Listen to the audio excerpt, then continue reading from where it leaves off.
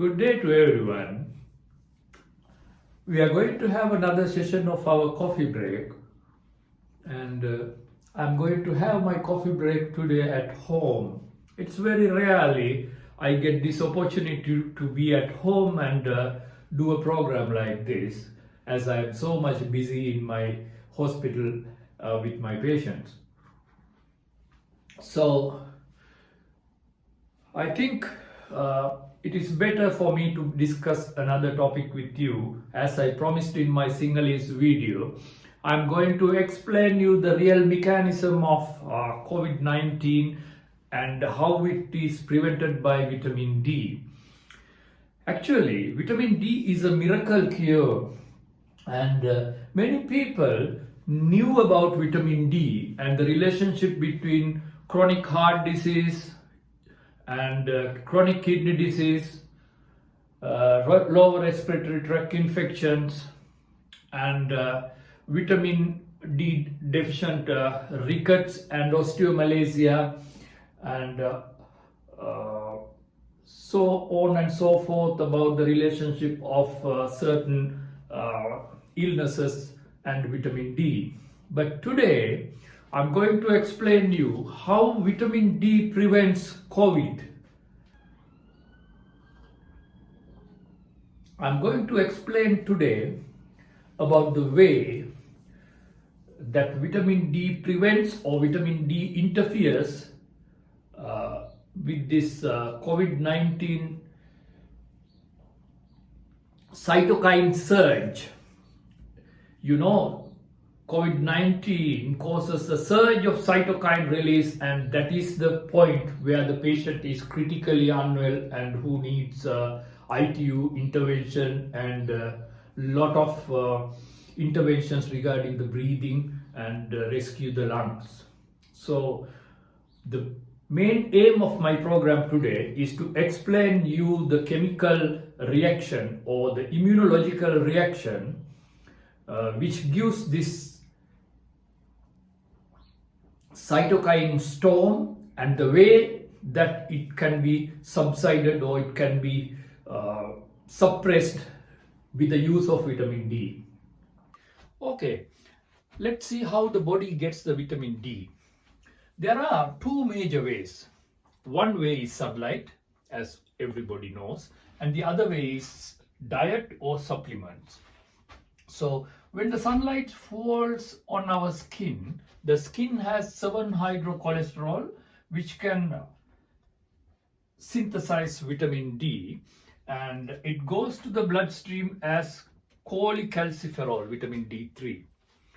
In the diet, vitamin D containing food gives us cholecalciferol. This is vitamin D3. The other way is we can give vitamin D supplements either way of cholecalciferol or vitamin D3. Okay, now let's see what happened to this. What happens to this cholecalciferol, which comes to the bloodstream either by the sunlight pathway or supplementary pathway. Actually, to become cholecalciferol into active vitamin D, there are two conversions that it undergoes in the body. First conversion happens in the liver with the help of 25-hydroxylase, which is produced in the liver, and cholecalciferol becomes 25-hydroxycholecalciferol once it goes through liver.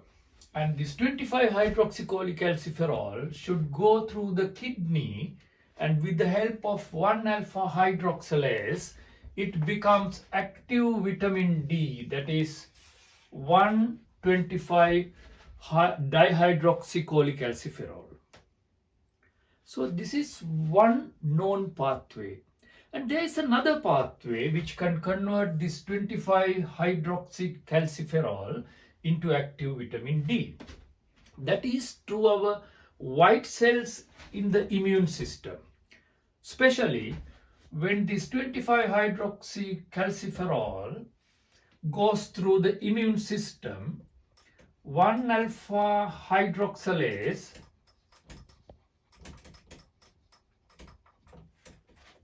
is also expressed by macrophages, and the macrophage can convert 25-hydroxycholecalciferol into active vitamin D. So one pathway is through the kidney and the other pathway is to the immune mechanism, especially through macrophages. Vitamin D become active vitamin D. This is the pathway that we are going to discuss in details in relation to COVID-19 and its activity.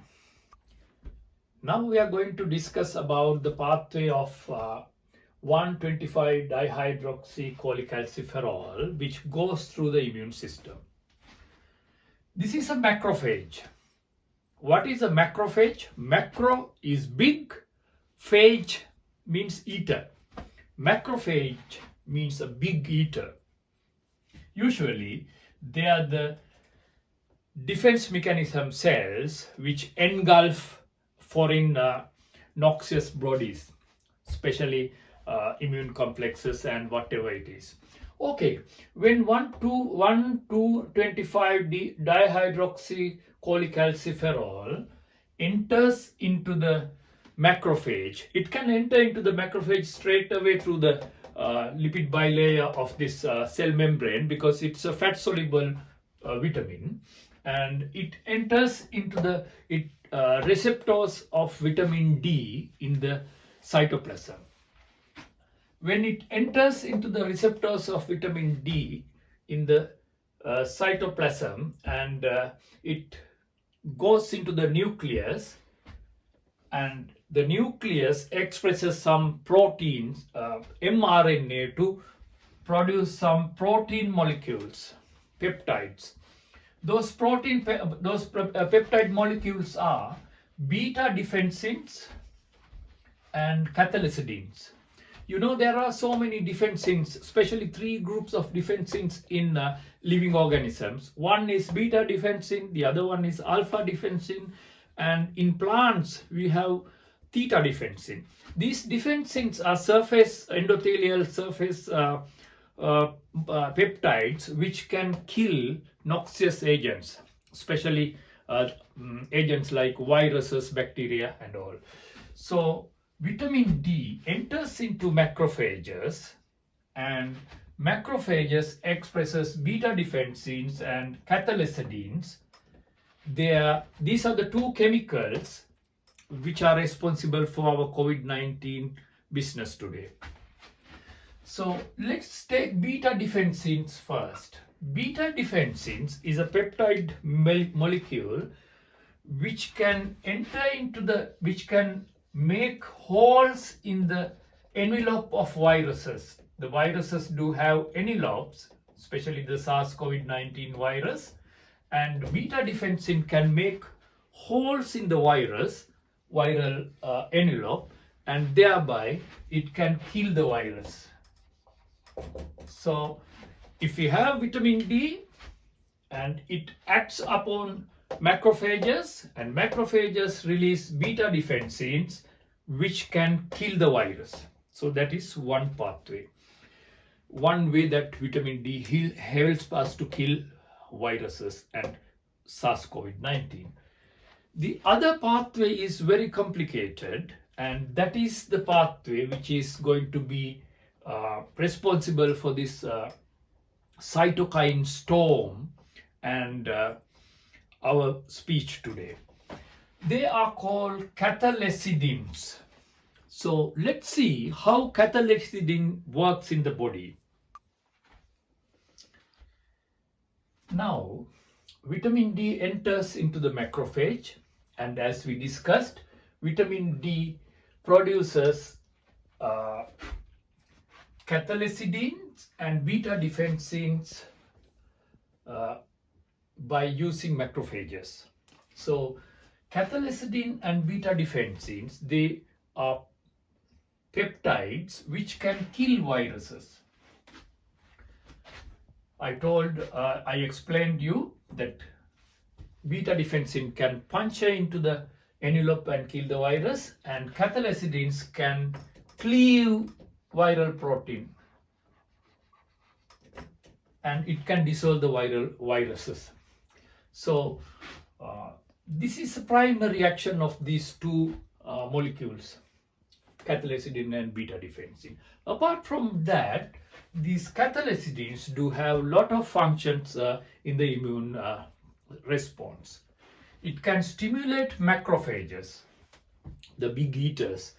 It can wake up the macrophages to do against the defense mechanism, go in the battle of defense, and also it can increase the vascular permeability. The permeability of the vascular wall is increased so that these white cells can come through this increased permeable vascular membrane to the site where the inflammation is going on. And also, cathelicidins work as a chemotactic agent. It can bring down these actors of the inflammation into the site where the inflammation is going on. Apart from killing virus directly, these are the other actions of cathelicidin. And once cathelicidins stimulate the macrophages, the macrophage goes into the phagocytosis business. It starts killing the virus or engulfing the virus. Once the phagocytosis or engulfing the virus happens, especially special particles of these phagocytes viruses are presented to the other immune cells by the antigen presenting cells.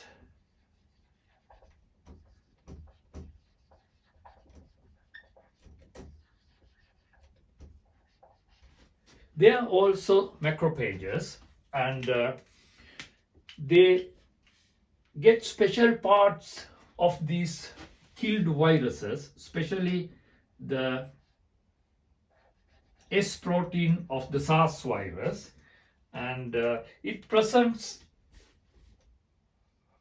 this antigen or the protein of this SARS virus into the immune system.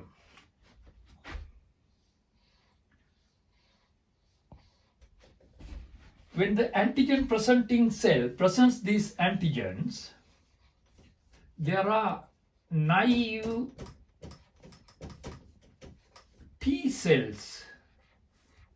Naive T cells are virgin T cells comes into contact with this immune, the antigen presenting cells with CD4 and MHC2 complex. This is CD4 and MHC2 complex, and this reaction triggers off a big inflammatory response, and this inflammatory response goes on two pathways. One pathway is anti-inflammatory. That is a good pathway, and the other pathway is pro-inflammatory, or otherwise pro-inflammatory. We are going to look into these two pathways in details now. Now, this is the antigen presenting cell, and this is the naive T cell, and this is CD4 MHC complex. The inflammatory process is trigger off now, and with the presence of interleukin 4, this pathway goes along this way, which is anti-inflammatory way, and in the presence of interleukin 12, this pathway drives towards the pro-inflammatory pathway. So there are two ways to go from this point. And with the presence of interleukin 4 and vitamin D, this anti-inflammatory pathway is stimulated, and T helper 2 cells start releasing interleukin 4 and 5, and with the interleukin 4 and 5 action, B cells are converted into plasma cells. So the plasma cells produce antibodies. These antibodies are against the S protein, because this is the S protein of the SARS-CoV-19, which came in the CD4 MHC complex and started this immune process. So these antibodies are against the S proteins of the SARS-CoV-19, and they block the SARS-CoV-19 S proteins. Once the S protein is blocked, what happens is this SARS-CoV-19 virus cannot enter into the angiotensin receptor 2 receptors, and also this becomes more tasty for the macrophages to kill this virus. So this is a good pathway. So this good pathway is stimulated in the presence of vitamin D and interleukin 4. Also, when this pathway is going on, the T helper 2 cells produce interleukin 10. And this interleukin 10 block the interleukin 12 pathway, which is the inflammatory pathway, which is the bad pathway. So with the presence of vitamin D, the good pathway or anti-inflammatory pathway of this immune reaction is stimulated, and more antibodies produced, and the SARS-CoV-19 virus is blocked, and also makes it very susceptible for the macrophages to engulf it in phagocytosis. So this is what we want, and this is the good action of vitamin D, and this is how it kills the SARS-CoV virus. And also in this process, interleukin 10 is released, which breaks the bad pathway. The interleukin 12 pathway is obstructed or hindered by interleukin 10, which is released by T helper 2 cells. So the T helper 1 cell stimulation is not happening much when the vitamin D is abundant. Now let's see what is the bad pathway or the inflammatory pathway or the other pathway which happens in this way. Now let's see what happens when somebody is deficient in vitamin D. When vitamin D is deficient, this pathway is not happening so quickly, and this pathway is inhibited, as vitamin D does not stimulate this interleukin 4 pathway, and interleukin 10 is not released in excess. Then what happens? The interleukin 12 pathway triggers. When the interleukin 12 pathway triggers, it stimulates T helper 1 cells, and T helper 1 cells release alpha interferon. In the presence of alpha interferon, it stimulates the macrophages, and then the cytokine storm happens. This is what we call the cytokine storm. Cytokine storm happens when there is deficiency in vitamin D, and anti-inflammatory pathway is not happening properly, and interleukin 10 is not secreting properly, and interleukin 12 acts upon T helper cells and start releasing alpha interferon. With alpha interferon, it stimulates macrophages to release lot of cytokines, and that is called cytokine storm. Among them, interleukin-1, interleukin-6, tumor necrotic factor alpha, interleukin-8, and chemokines. Lot of chemokines are there which are not properly identified, but small chemokines. But who is the leader? The leader of this cytokine storm is interleukin-6. Interleukin-6 and all these cytokines act upon the liver. What does it do to the liver? It releases CRP, C-reactive protein, acute phase protein. It releases fibrinogen.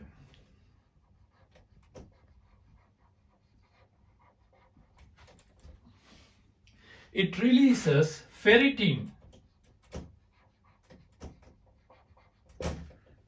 Now you can see why we get high CRP in COVID-19 patients, and they are more susceptible for death.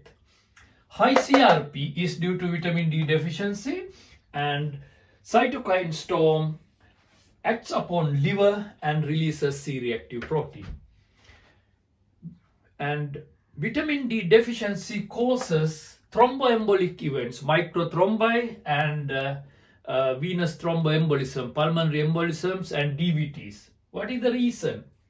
Vitamin D deficiency drives the cytokine pathway in this way, and cytokine storm releases these cytokines. They act upon liver and releases more fibrinogen. More fibrinogen leads to blood clots. And ferritin is also high. That is an acute phase reaction. Medical students and doctors know very well. So what happens to the heart? These cytokines can cause heart failure, myocardial infarction, and it can affect the heart. In lungs, it can cause inflammation, all these cytokines, and acute respiratory distress syndrome. In kidneys, it affects the kidneys and cause AKI. My junior doctors and registrars know very well that we found a lot of patients who presented with acute renal failure during the COVID pandemic, and ultimately we found that they are COVID positive. So this is the reason. And when vitamin D is less, cytokine storm occurs and all these organs are affected, and ultimately this causes multi-organ failure. And they are the patients most vulnerable for death. They are the patients most vulnerable to be admitted to the ITUs. They are the patients most vulnerable to be in the hospital for a long time. They are the people who are most vulnerable to get all these multi-system organ failure. So now you can understand the role of vitamin D. Vitamin D deficiency triggers cytokine storm, and cytokine storm triggers all these pathways and causes multi-organ failure. Now, forget about S proteins of COVID-19. Suppose that this is another virus, and even then, with the vitamin D deficiency, the pro-inflammatory pathway happens. Whenever somebody gets infection, this pathway happens more than the anti-inflammatory pathway.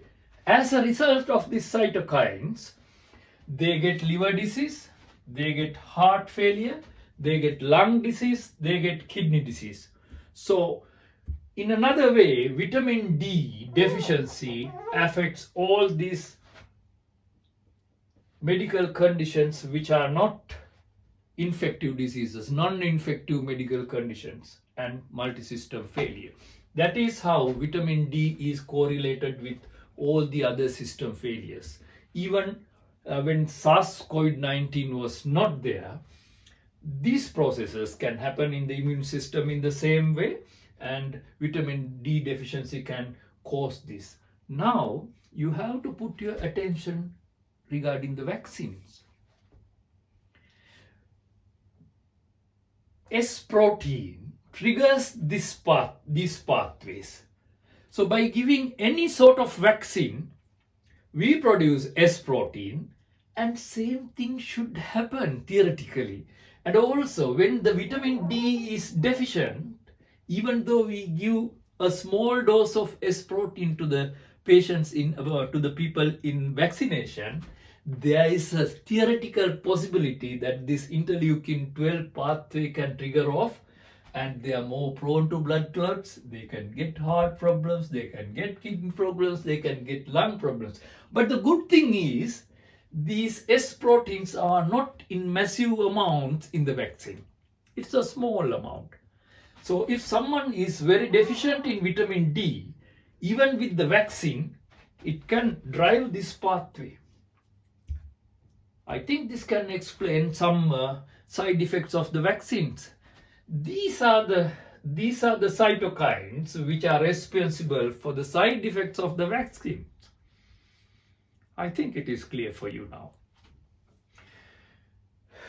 And now you can understand the relationship with vitamin D deficiency and cytokine storm. I hope now you have a proper idea about this cytokine storm and its relationship with vitamin D deficiency, and how vitamin D prevents this cytokine storm, and it stimulates the pro-inflammatory pathway, which is very helpful to cure COVID-19. When you think about the vitamin D deficiency and the most vulnerable people in the pandemic of COVID-19, you can have a clear idea that whenever there is a possibility that someone is very deficient in vitamin D, they are the most vulnerable people with the worst outcome of COVID-19. So as a result, the take-home message is, it is ideal to have a good level of vitamin D in our body to fight against viral infections and keep our defense mechanism sound, and also to protect us from various other non-infective medical conditions like heart failure, liver failure, diabetes, and bone diseases. So these things were well-known facts of vitamin D even before COVID-19. There are a lot of research works and a lot of papers now in the internet, and they have proven that vitamin D deficiency causes more infectivity of COVID-19 cases, and vitamin D causes more hospital admissions due to COVID-19 infections, and vitamin D causes prolonged hospitalization with COVID-19. Vitamin D deficiency causes prolonged ITU admissions, and even susceptibility of death is high when someone is deficient in vitamin D deficiency. It is also found that therapeutic massive doses of vitamin D is not going to work, but constant supply of maintenance dose of vitamin D is more defensive than